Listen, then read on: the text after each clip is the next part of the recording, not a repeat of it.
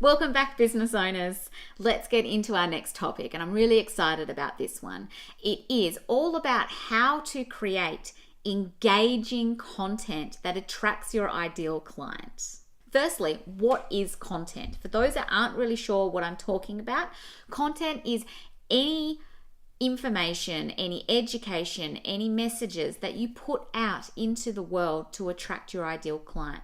It could be blog posts, videos, posts up on Facebook, pictures on Instagram, emails. All of this is content that attracts your ideal client and it helps to grow your brand. Now, the first thing I wanted to really focus on is the importance of creating regular, consistent, original content. So let's just go back to that one. Regular, consistent, pretty much the same thing, but you're doing it on a regular basis. So that might be once a day or once a week. And original, so it needs to be what you've created. Now, we could go into how there's no original thoughts or decisions in the world anymore. It's just the way that you view them and the way that you teach them back. But it is something that you've created. So you need to create original content each week, at least, at the very minimum. Now, with a world full of noise, there's so much marketing crap out there that people just get a little bit overwhelmed and they switch off from all the promotional material out there. But really, when it comes down to it, people are looking for connection. They're looking for an answer to their problem. They're looking for an answer to something that's causing them pain or concern or stress. And they're looking for someone that they can relate to help them fulfill that concern or get rid of that concern or overcome that concern. If all you do is ask people to buy, they're not going to trust you. So our key here is to create what's called know, like, and trust. So someone knows you, then they watch a bit more of your stuff, they start to like you. And then they start to trust you because you're giving them answers to their pain, their problems, their concerns. You're giving them stuff that they go, oh, that was great. I can't believe she's giving that away for free. And then they start to trust you because you're giving so much great value away that they can start to relate to you and they believe in you. And then when it comes time for them to go, right, I actually do need to pay for support to overcome my problem, you're the first person that they go to. Not only that, but as you're starting to put regular content out there, you start to create what is known as authority. So your brand becomes known, the authority in the space on a particular topic. People feel like you know what you're talking about, that they come to you for advice, and then they end up buying from you. Now, creating consistent content is also key because consistency actually starts to teach your client that they can trust you, that they can rely on you. And if you're putting out consistent content each week, they know regularly, week in, week out, that they can go there and get some advice or get some support or get some guidance on, a particular topic.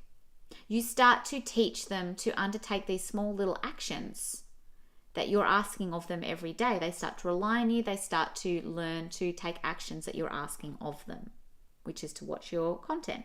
Now, putting out regular content sets you apart from people in your area, because I can guarantee most people in your area are either throwing out promotional content or the occasional pic of, what they've done or a picture of their boot camp finishing, which is great. There's a space for that. But if you're not putting out content that's actually giving value and answering client questions or concerns, well, then people kind of just get a bit bored because you're not helping them. You're not relating to them. They're not finding you useful at all. And so they're not going to bother to come back and see your content again. Those brands that consistently produce good quality content are the ones that ultimately win because they create brand awareness, they create brand love, and they attract clients to them, which become these advocates for that brand because you've helped them in and out constantly, time and time again, with their issues and their questions and their problems and their concerns, that they consistently support your brand. So the next question you're probably asking is, how do you create engaging content? And it all comes down to knowing who your target client is. when we start to get into the head and the heart of our ideal clients, we start to understand what their struggles are, what their fears are, where their hopes and dreams and concerns are. And then we can start to create content that relates to those hopes and dreams, or that answers their problems or concerns, or that helps them overcome their fears. So take, for example, a female hair salon. If they were throwing out content that was all about, great men's hairdos, or, happy cats from YouTube, their clients aren't relating to that. You're not giving them any value. You're not relating back to, the key reason why clients come and see them, which is to get their hair cut and make them look good and feel good. So instead, they should be looking at putting out content like great quick hairdos for long-haired women, or how to manage fuzzy hair, after swimming, things like that. Things that are actually going to target problems that their target client has. So, firstly, you need to set aside 30 minutes to really focus on your target client.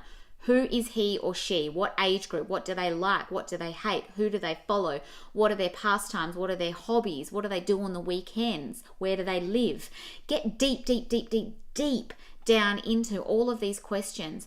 And it might seem like, oh yeah, I'm just going to do one question answers, but I can guarantee if you spend the time to actually put a little bit of writing behind each question or each point about your client. So she likes spaghetti, for example.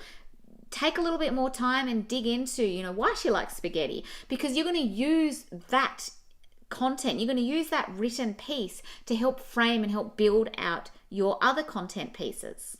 Now, the important ones here are, what are their pain points and what are their fears? What are their problems?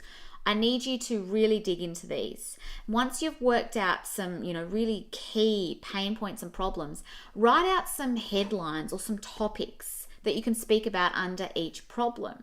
So say, for example, your target client is 50 plus woman going through menopause.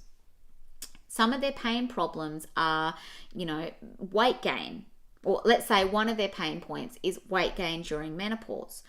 So the headlines that you could create, or the topics that you could create, that you could speak on or provide content around, could be ways that you can manage hot flushes when going through menopause, the best types of exercise for menopausal women, how to reduce eating or overeating when you're going through menopause, what are the best foods to reduce weight gain during menopause. You can see that one pain point, that weight gain during menopause, and you could create 5, 6, 10 different topics that you can build content around in order to really give that person some amazing education and value that supports them with their issue or their problem. Now, once you've done that, once you've got a whole bunch of topics, just set aside a little bit of time to actually put a little bit of a schedule together.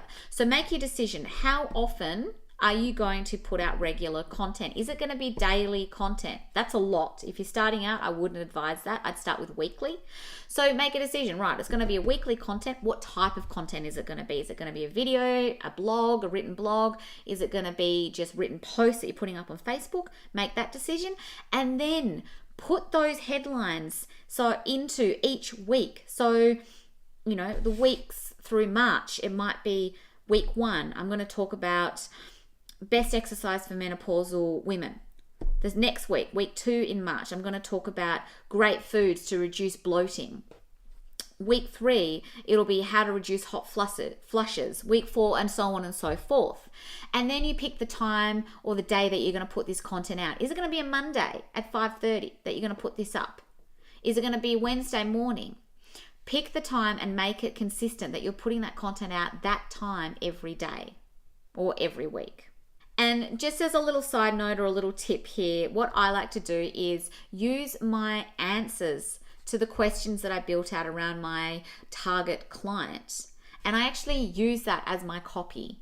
So when I say copy, I mean the written stuff or the verbal stuff. So if I've written all about how my ideal client loves to go bushwalking on the weekend and this makes her feel X, Y, and Z, and she does it with her family. I use those exact words to help me craft my content. So you're not just having to go look at a blank page and try and come up with something with just the one heading. Use the time that you've spent to really build out what that target client is and looks like to help craft that content. So I hope that helps, guys. I know that was a lot of information there, but the key is that consistent, engaging, regular, value-based content is really critical for you to grow your business, to stand out in the market, to create know, like, and trust, create authority, and ultimately grow the number of clients that are attracted to your business, that trust your business, and that come to you when they're ready to buy.